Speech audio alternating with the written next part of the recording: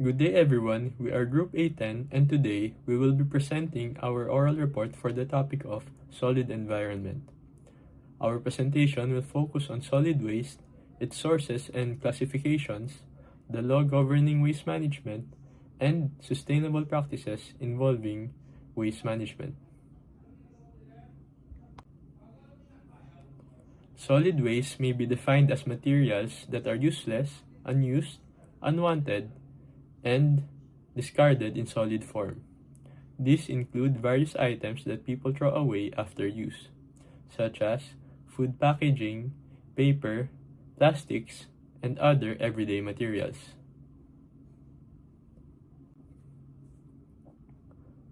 Proper solid waste management is essential because poor disposal can cause pollution, flooding, health problems, and environmental degradation. Managing waste correctly helps protect public health and the environment, especially in highly populated areas. Solid waste comes from different sources. Residential waste comes from our homes, such as food scraps, paper, plastics, glass, and old clothes. Industrial waste is generated by factories and plants and includes metal scraps, chemical, ash, and packaging materials. Commercial waste comes from businesses and includes food waste, cardboard, plastics, cans, and paper. Institutional waste comes from schools, hospitals, and offices, including paper, food waste, plastics, and electronic waste.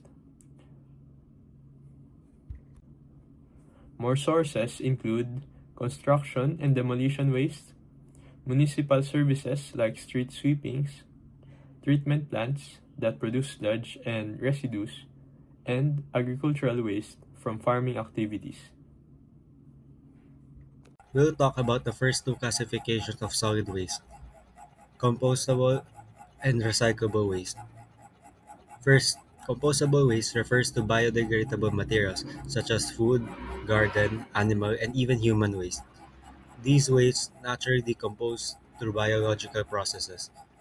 When managed properly, they can be converted into compost, which is used as soil conditioner or organic fertilizers. Composting usually involves mixing the waste with soil, water, air, and sometimes biological activators to speed up decomposition. Second, recyclable waste includes materials that can still be used again after proper processing. These wastes are recovered from the waste system and should be free from contamination. Examples includes paper, plastic, glass, and metal. Although they are transformed into new products, the original materials may lose their original form or identity in the process. Recycling helps reduce the amount of waste sent to landfills. Next are the last two classifications of solid waste: residual waste and special waste. Residual waste refers to solid waste materials that cannot be composted or recycled. Because of this, they must be disposed of properly through long-term disposal facilities such as sanitary landfills. Examples of residual waste include contaminated packaging and other materials that no longer have any reuse value. On the other hand, special waste refers to household hazardous waste. These are waste that may pose risk to health or the environment. Examples include paint, batteries, worn out furniture, and discarded electronic devices. Because of their hazardous nature, special waste require special handling and disposal methods to avoid environmental damage or health damage.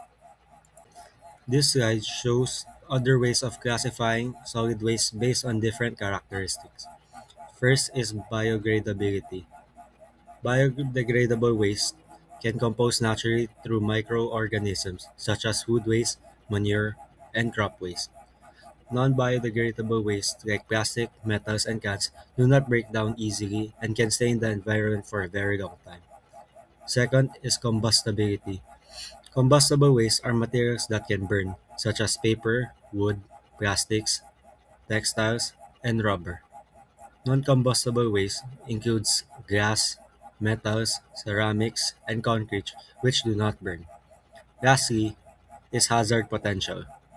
Hazardous waste are those that can harm human health or the environment, including toxic chemicals, infectious medical waste, batteries, pesticides, and corrosive acids. Non-hazardous waste do not have these dangerous properties and can include common materials like food, paper, plastics, and glass. This slide discusses the composition of solid waste and how organizations can reduce waste through responsible practices. One approach is through sustainable supply chains. This means choosing an eco-friendly supplier and minimizing waste during production processes. Another approach is reducing packaging and materials.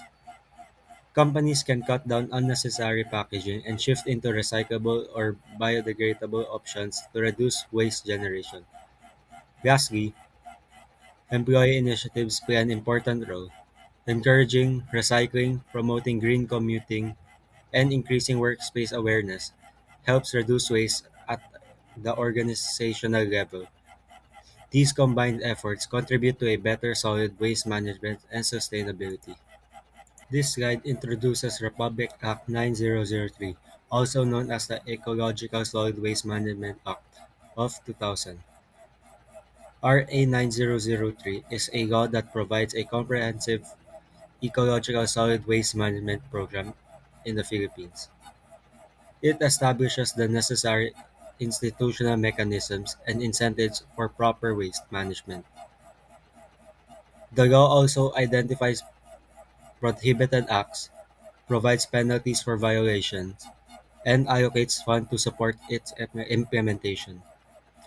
Overall, RA 9003 aims to protect the public health and the environment by ensuring proper waste segregation, collection, recycling, and disposal.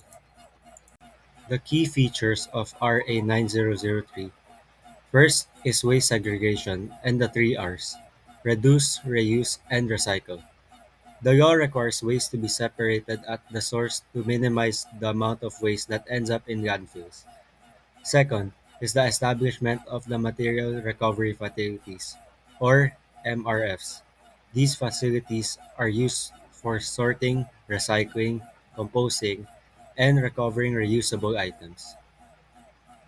Third, RA 9003 assigns responsibility to local government units and barangays.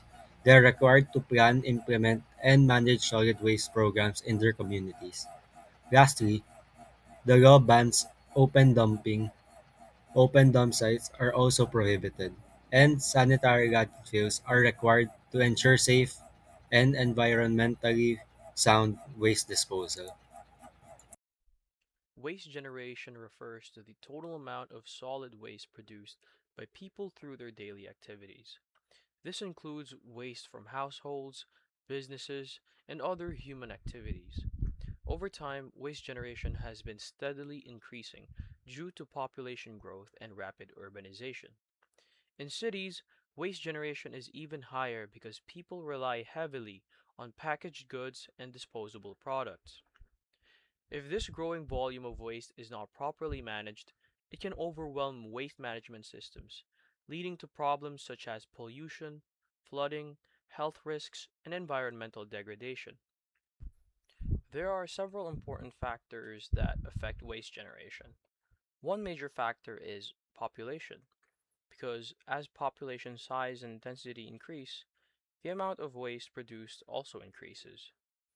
Another factor is urbanization, where urban lifestyles and higher income levels encourage greater consumption of packaged and processed goods. Lastly, the widespread use of disposable and single use products contributes significantly to waste generation, since these items are used briefly but remain in the environment for a long time. Waste collection is the regular process of gathering solid waste from households and establishments. Under Republic Act 9003, waste segregation at the source is required before collection takes place. This means waste must already be separated properly by households and businesses. Waste collection is mainly handled by local government units or LGUs, which are responsible for organizing collection schedules and ensuring that waste is transported to appropriate facilities. Waste transport involves moving collected waste from communities to recycling centers, treatment facilities, or disposal sites. Garbage trucks are commonly used for this purpose.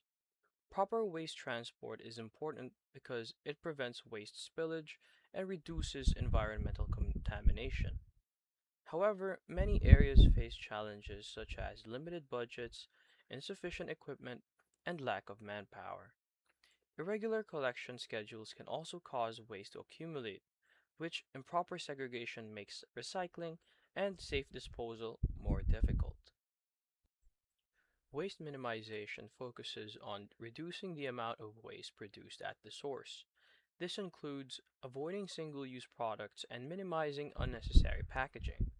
By practicing waste reduction, less waste ends up in landfills and disposal facilities. This not only reduces environmental impact, but also helps make waste management systems more efficient and sustainable in the long term. One important waste minimization strategy is reuse, which means using items again instead of throwing them away. Examples include reusing containers, bags, and bottles. Reuse helps reduce waste and conserve natural resources. Another key strategy is recycling, which converts waste materials into new products. Common recyclable materials include paper, plastic, metal, and glass. Material recovery facilities, or MRFs, play a vital role in supporting recycling efforts. Sustainable waste management is essential for protecting the environment and public health. It promotes the efficient use of resources through waste reduction, reuse, and recycling. More importantly, community participation is crucial for long term sustainability. When individuals, communities, and local governments work together, waste management efforts become more effective and sustainable over time. Here are the references that we used for this presentation. Thank you for listening to our presentation.